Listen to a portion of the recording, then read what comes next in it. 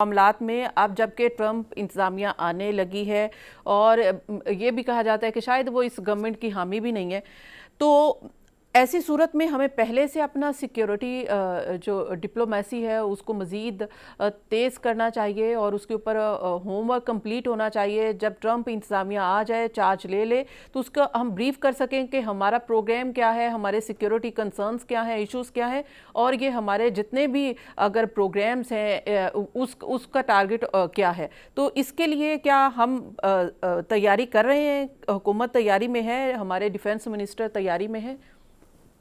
100% defence minister भी होंगे, foreign office भी होगा। They must be setting planning arguing के जी हमने क्या। सेकंड देखिए, इतनी हमने पिछले ये 4-5 साल में 6 दफा हमें वार्निंग देते हैं। ये 98 में जब हमने धमाका किया उस वक्त ही हर वक्त आप सैंक्शन लगाते हैं। पाकिस्तान का स्ट्रेटेजिक जो हमारा डिफेंस है या एसेट्स हैं, उनकी हम इंडिजिनस तैयार कर रहे हैं। हमें मुल्क बाहर से कुछ नहीं चाहिए।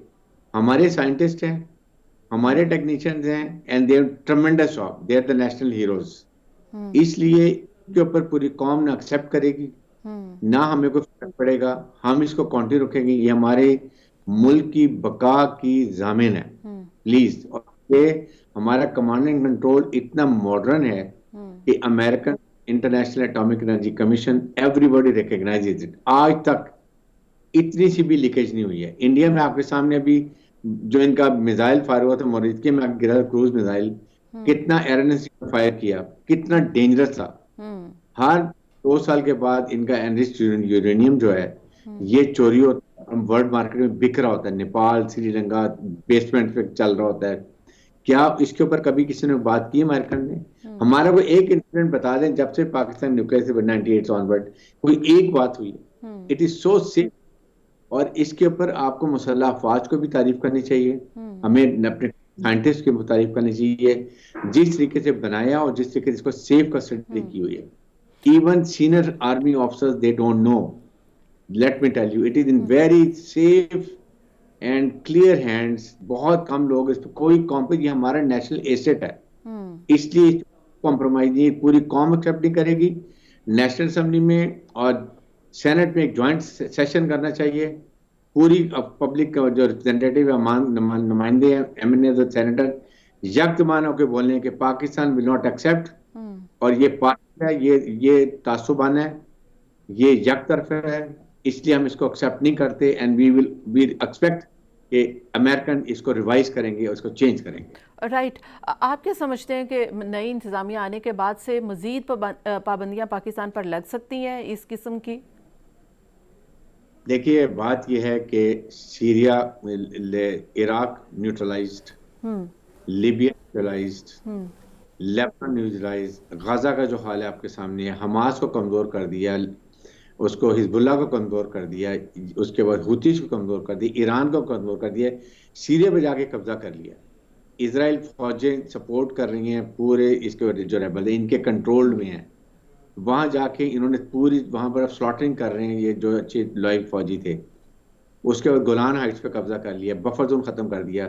जो एक्सेस था ईरान का हिजबुल्लाह को सपोर्ट करने का और हमास को करने का, वो उन्होंने डिस्कनेक्ट कर दिया। ग्रेटर डिजाइन है now, Pakistan is a target.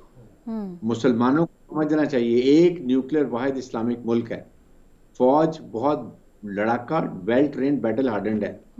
बचाएं, अपनी कौम को समझ आनी चाहिए, यूथ को समझ आनी चाहिए।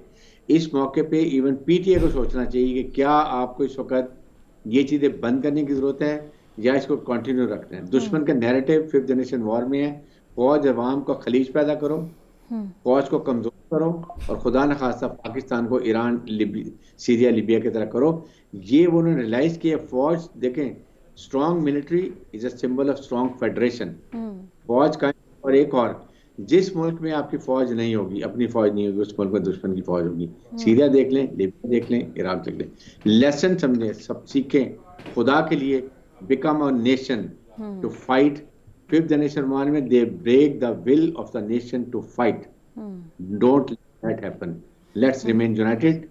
फौज को बताएं कि हम आपके साथ, शहीदों के साथ हैं, काजियों के साथ हैं, और हम खड़े होंगे इकट्ठे आपके लिए। राइट, अमेरिका का इस किस्म के जब भी कोई पाबंदियां आती हैं और मकसद कोई प्रेशर डेवलप करना होता है, तो किस किस्म का प्रेशर डेवलप करना चाहते हैं? क्या पाकिस्तान से मकासद अचीव करना चाहते हैं इस वक्त में? बड़ी क्लियर सी बात है, दे वांट कि पाकिस्तान को अपना न्यूक्लियर प्रोग्राम को कैप करें, रोकें, मोर मॉडर्नाइज करें। दुनिया में टेक्नोलॉजी हो रही है, मॉडर्नाइजेशन हो रही है, इंडिया 10,000 किलोमीटर तक जा रहा है, हम 3-4 हज़ार किलोमीटर बैठे और हमें ये मना कर रहे हैं। नंबर वन, चाइना से दूर हो जाएं, डोंट बी वेरी क्लोज, सी पैक मत बनाएं, दे वांट सी पैक मत बनाएं, क्योंकि हम इकोनॉमिक तरक्की करेंगे तो बिग इस्लामिक स्टेट हम अपने फैसले अपने मुल्क के मफादात में करेंगे, they don't want it. And Kashmir India की हेजमनी एक्सेप्ट कर लें, ये डिजाइन है। अगर आपकी नेशन खड़ी है अपनी एम और ऑब्जेक्टिव के ऊपर, नोबडी कैन डू इट। मुसल्ला फौज, चीफ ऑफ आर्मी स्टाफ, हर किस्म की हमारी डेड बॉडी के ऊपर, फौज की अवाम की डेड बॉडी पर ये प्रोग्राम रुक सकता है, otherwise it will never be compromised. Right, बिल्कुल सही कह रहे हैं आप। अच्छा ब्रिगेडियर साहब, दूसरी तरफ सियासी पहलू है और ट्रंप इंतजामिया के आने का, और जब अभी ट्रंप आए भी नहीं थे, पीटीआई ने उससे पहले ही शादियाने बचाना शुरू कर दिए थे कि ट्रंप आ गए तो कॉल आ जाएगी और बानी पीटीआई रिहा हो जाएंगे। तो अभी हम देख रहे हैं कि ट्रंप के जो एक मशीर मुकर्रर किए हैं उन्होंने, रिचर्ड, उन्होंने अभी फ्री बानी पीटीआई या फ्री इमरान खान मूवमेंट शुरू कर दी है। तो आप क्या समझते हैं कि अगर ट्रंप आते हैं और उनके इस किस्म के मशीर हैं कि जो ऑलरेडी कैंपेन करते हैं, क्या वाकई कोई कॉल आ सकती है कि बानी पीटीआई को रिहा किया जाए? देखें, एक तो इतनी इमेच्योर कहीं से स्टेटमेंट नहीं आ सकती है। जो चाहे सपोर्ट करते हैं उनकी अपनी एक पॉलिसी है, they also operate in one window, उसमें स्टेट डिपार्टमेंट है, पेंटागन है, सीआईए है, they understand what is the national interest. और नंबर 2 बात यह है कि पाकिस्तान की अदालतें आज़ाद हैं, nobody can interfere in Pakistan affairs, हमें इस बात को क्लियर होना चाहिए। बानी पीटीआई चाहते हैं तो वो फिर अपने केसेस लड़ें, बाहर आएं, बाई इलेक्शन लड़ें, असेंबली में जाएं, ऑपोजिशन लीडर बने, play role of opposition leader.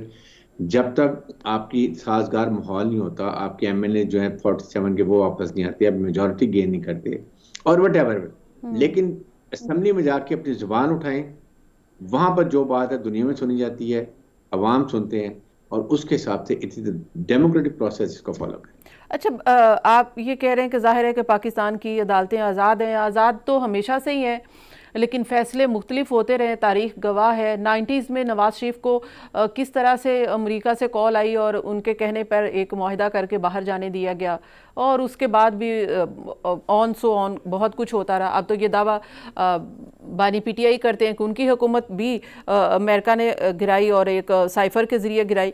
तो खैर ये अब नहीं हो सकता, ये आपको नहीं लगता कि तारीख इससे मुत्तफिक नहीं है?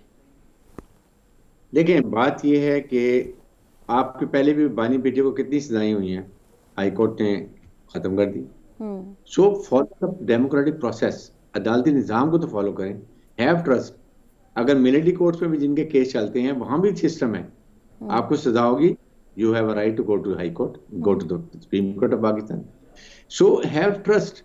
आपको कितनी कई जगह पर नहीं एक्विटल हुआ, तो व्हाई डोंट यू ट्रस्ट? ये होता है, कल हाई कोर्ट में जाएंगे, वहां जाके फिर आर्गुमेंट्स होंगे, वहां आपकी हो सकता है आपकी फेवर में आ जाए, and then you will be out and then you will more strong. जब अदालत से छूट के विदाउट पॉलिटिकल इंटरफेरेंस आप आते हैं, then you are more moral grounds. Number 2, generally अगर गवर्नमेंट पॉलिटिकल केसेस बनाते हैं तो दोज आर रिजॉल्व पॉलिटिकली, इसलिए हैव ट्रस्ट, कोई हल नहीं। और ये सड़कों पे आना पाकिस्तान अफोर्ड नहीं कर सकता।